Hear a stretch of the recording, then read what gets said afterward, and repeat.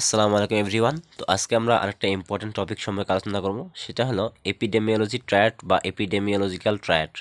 তো প্রথমে জানা যাক যে এপিডেমিওলজিক্যাল ট্রায়াডটা কি। তো factors responsible for the spread of the communicable disease, অর্থাৎ যে ফ্যাক্টরগুলো বা বিষয়গুলো দায়ী কিসের জন্য, এই কমিউনিকেবল ডিজিজ ছড়ানোর জন্য। এবং এই তিনটা সাধারণত কি নামে জানি আমরা, এজেন্ট, হোস্ট অ্যান্ড এনভায়রনমেন্ট। এবং এই তিনটা ফ্যাক্টর এপিডেমিওলজিক্যাল ট্রায়াড হিসেবে কি বিবেচিত, রেফার্ড।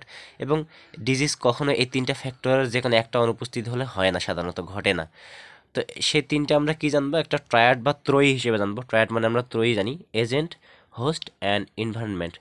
তো এরপর আমরা এই এজেন্ট, হোস্ট অ্যান্ড এনভায়রনমেন্ট এই তিনটা সম্পর্কে একটু ডিটেল জানার চেষ্টা করি। তো প্রথমে আসি এজেন্ট। তো এজেন্ট হলো, আমরা কি জানি যে যে ডিজিজ ফর্ম করে। তো one of the first requirements for the occurrence of disease is A disease agent, অর্থাৎ ডিজিজ ঘটার প্রথম যে রিকোয়ারমেন্টটা বা উপাদানটা, সেটাই হলো ডিজিজ এজেন্ট বা এজেন্ট ফ্যাক্টরস। তো disease agent may be living or non living, এটা লিভিংও হতে পারে এবং নন লিভিংও হতে পারে। এবং আমরা এটা ব্যাপকভাবে বা বড়োভাবে বা বড় পরিসরে মোট 5টা গ্রুপে ভাগ করতে পারি। সেগুলো কি কি? Biological agent, nutrient agent, physical agent, chemical agent and mechanical agent.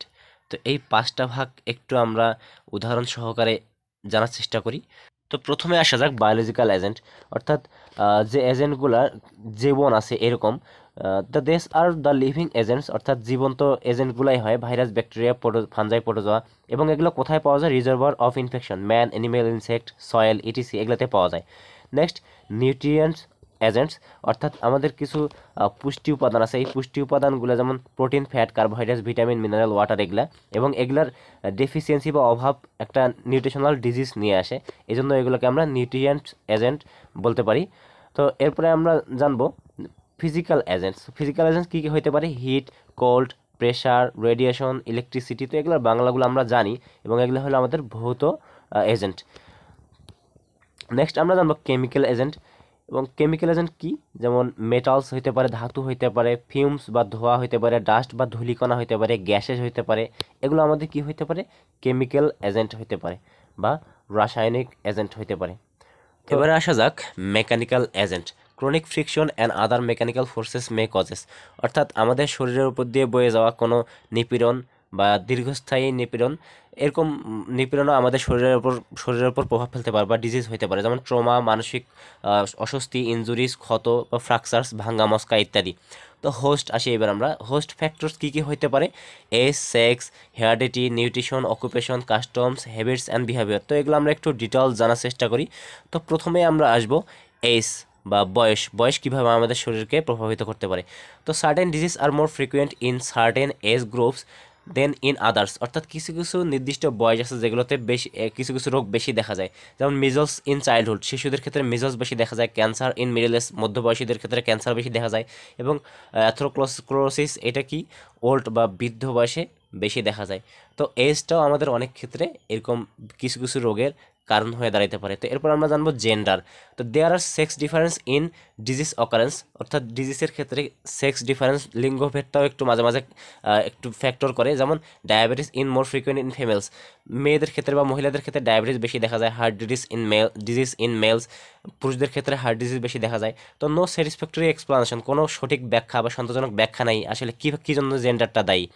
তো হেরিডিটি বা বংশগত, তো harmful genes in the constitution may give rise to disease, কিছু কিছু ক্ষতিকর জিন আছে যেগুলো আমাদের কি করতে পারে? ডিজিজ নিয়ে আসতে পারে। তো a number of congenital defects are due to genetic factors. Example কী কী দিছে আমাদের? ক্লেফট প্যালেট, অর্থাৎ তালু ক্ষতিগ্রস্ত হওয়া মুখের, হেয়ার লিপস, অর্থাৎ আমাদের উপরে ঠোঁট ক্ষতিগ্রস্ত হওয়া ইত্যাদি। এগুলো আসলে জেনেটিক ফ্যাক্টরের কারণে হতে পারে।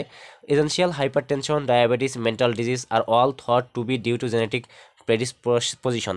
তো আমাদের কিছু কিছু রোগ যেমন উচ্চ রক্তচাপ, ডায়াবেটিস, মানসিক কিছু রোগ আছে, এগুলো আমাদের কীভাবে হতে পারে?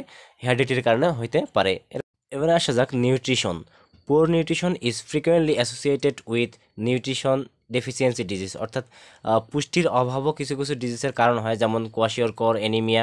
দেয়ার are also disease associated with overeating such as obesity and diabetes. আরও কিছু ডিজিজ আছে যেমন অবিসিটি, মোটা হয়ে যাওয়া, ডায়াবেটিস, এগুলো ওভারইটিংয়ের কারণে হয়ে থাকে।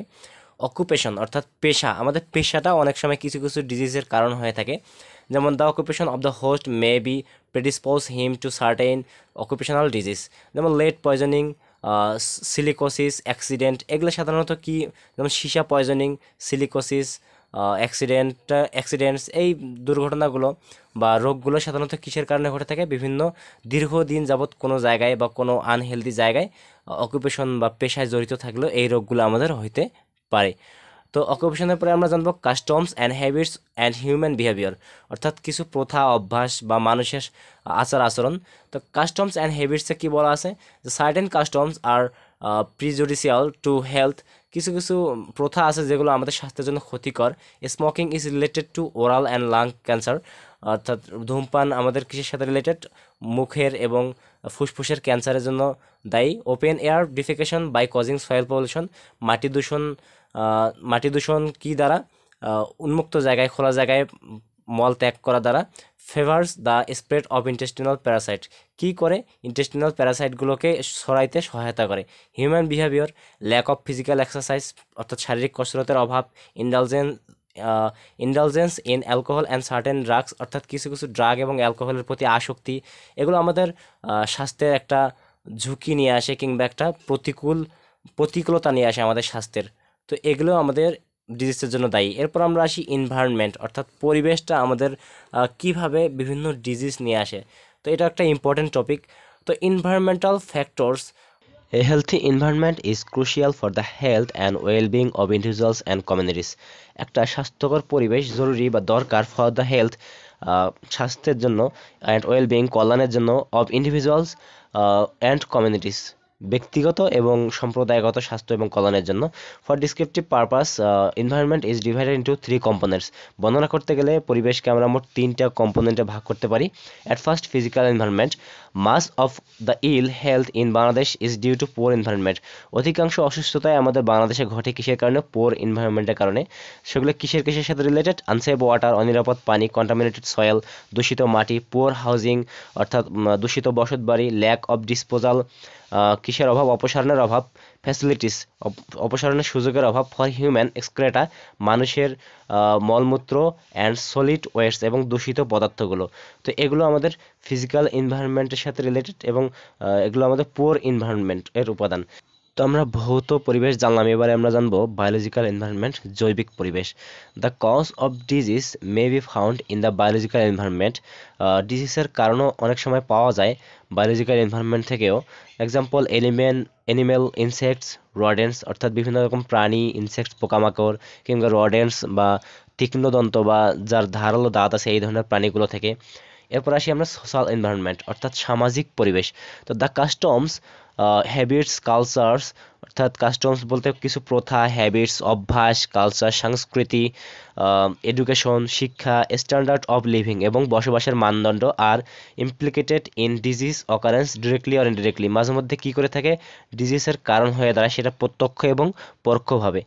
তো আমরা মোটামুটিভাবে এপিডেমিওলজিক্যাল ট্রায়াড সম্পর্কে জানলাম।